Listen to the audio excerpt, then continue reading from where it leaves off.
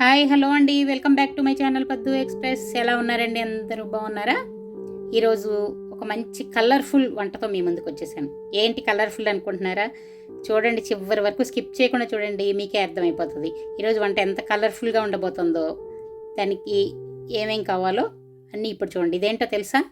చూసారా, కలర్ఫుల్గా కనిపిస్తుంది కదా? కలర్ఫుల్గా ఫ్రైడ్ రైస్ అండి. చాలా చాలా బాగుంటుంది. పిల్లలు పెద్దలు అందరూ ఇష్టపడరు. పిల్లలు అయితే మళ్ళీ మళ్ళీ అడుగుతూనే ఉంటారండి.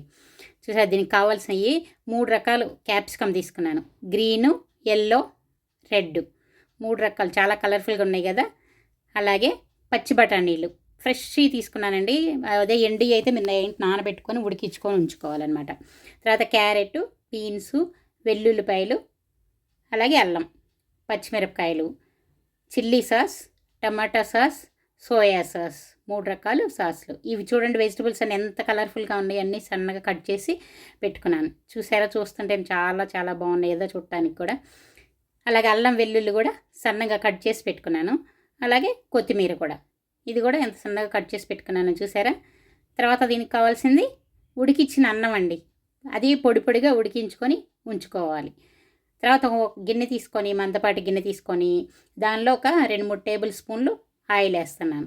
ఇది నేను మామూలు వంటల కంటే కొంచెం ఎక్కువ వేస్తున్నాను. చూసారా, ఫ్రైడ్ రైస్ అంటే కొంచెం ఎక్కువ ఉంటేనే బాగుంటుంది. అదే బయట అయితే మరీ విపరీతంగా పోసేస్తారు. మనం ఇంట్లో చేసుకుంటే అది చాలా హెల్తీగా చేసుకుంటాం కాబట్టి, ఎప్పుడన్నా ఒకసారి చేసుకుంటాం కాబట్టి పర్వాలేదు. నేను చూడండి, అందులో గిన్నెలో నీళ్ళు పోకుండా చూసుకోకుండా నూనె వేసేసాను. చిటపట్లాడుతూ ఉంది చూడండి.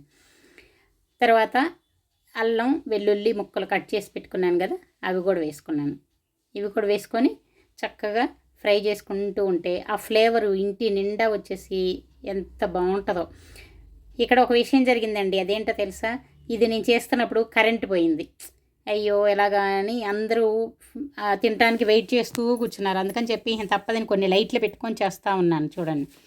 ఇప్పుడు దీనిలో అవి వేగిన తర్వాత క్యారెట్ ముక్కలు, బీన్సు, బఠానీలు చూసారా వేసుకొని, ఇవి కొంచెం ఎక్కువ ఉడకాలి. క్యాప్సికమ్ అంటే తొందరగా అయిపోతుంది. ఇది కొంచెం దానికంటే కొంచెం ఎక్కువ ఉడకాలి కాబట్టి ముందుగా వేసుకుంటున్నాను అనమాట. ఇవి వేసుకొని దీనిలోకి ఇప్పుడు ఈ ముక్కలకు సరిపడా కొంచెం సాల్ట్ వేసుకుంటున్నాను. వేసుకుంటే ఇంకా బాగా తొందరగా వేగుతాయి అనమాట. వేసుకొని ఈ నూనెలో కొంచెం సేపు వీటిని వెజిటబుల్స్ని ఫ్రై చేసుకోవాలి. నూనెలో ఫ్రై అయితే టేస్ట్ చాలా బాగుంటుంది అనమాట. నూనెలో ఫ్రై అయిన తర్వాత కొద్దిసేపు మూత పెట్టి మగ్గనివ్వాలి. ఇప్పుడు కొంచెం అవి మగ్గిన తర్వాత అవి తీసి ఇప్పుడు పచ్చిమిరపకాయలు చూడండి సన్నగా కట్ చేసి వేసుకుంటున్నాను. ఇలా వేసుకుంటే ఇవి నూనెలో వేగిన తర్వాత మనకి పైకి తెలియదు అనమాట. పిల్లలు తినేటప్పుడు కూడా పచ్చిమిరపకాయలు తగులుతుంటే వాళ్ళు కారం తినలేరు కదా. అందుకని చెప్పి ఇలా అయితే ఈ నూనెలో వేగిపోతే అసలు ఏమి తెలియని కూడా తెలియదు. అందుకని ఇలా సన్నగా తరిగేసుకున్నాను. ఇప్పుడు చూడండి 3 రకాల క్యాప్సికమ్, గ్రీన్ కలరు, అలాగే ఎల్లో కలరు, అలాగే రెడ్. చూడండి 3 కలర్స్ ఎంత బాగా అట్రాక్టివ్గా ఉన్నాయో కలర్స్ కదా.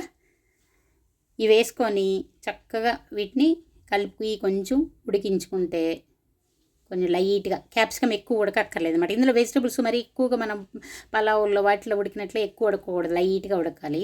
ఇప్పుడు దీనిలో చూడండి చిల్లీ సాసు, టమాటా సాసు, అలాగే సోయా సాసు కొంచెం వేసుకుంటే ఆ ఫ్లేవర్ టేస్ట్ బాగుంటుంది.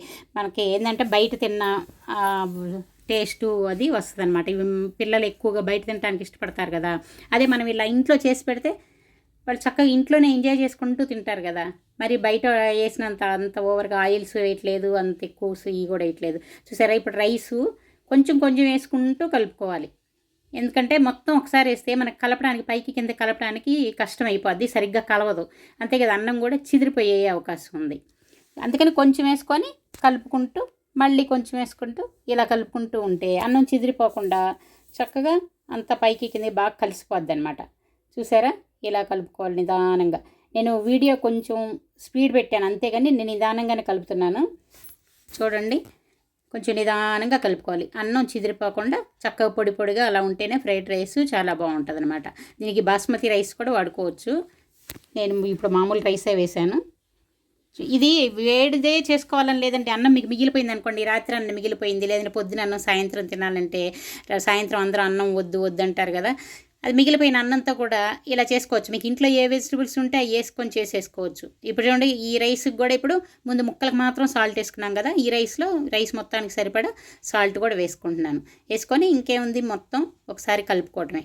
చూసారా, మీకు నైట్ అన్నం మిగిలిన అక్కడ పొద్దునే ఇలా చేసి పెట్టారనుకోండి, పిల్లలు చక్కగా ఇష్టంగా తింటారు.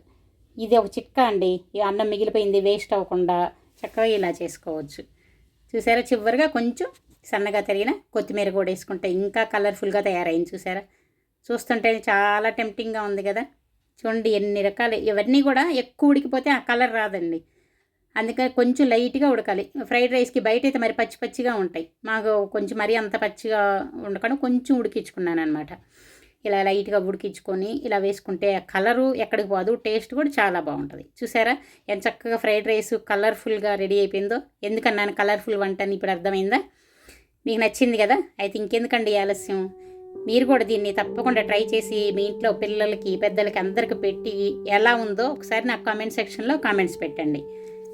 అలాగే ముందుగా వీడియోని లైక్ చేయండి, మీ ఫ్రెండ్స్కి బంధువులు షేర్ చేయండి. ఇంకా సబ్స్క్రైబ్ చేసుకొని వాళ్ళు ఉంటే త్వరగా సబ్స్క్రైబ్ చేసుకోండి. మళ్ళీ ఇంకో వీడియోతో మీ ముందుకు వచ్చే వరకు సెలవు. Take care, by by.